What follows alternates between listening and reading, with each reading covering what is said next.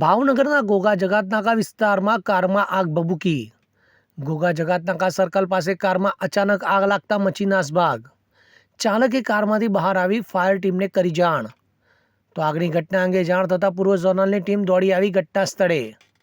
Fire team દ્વારા form અને પાણી છાંટી આગ પર મેળવાયો કાબુ.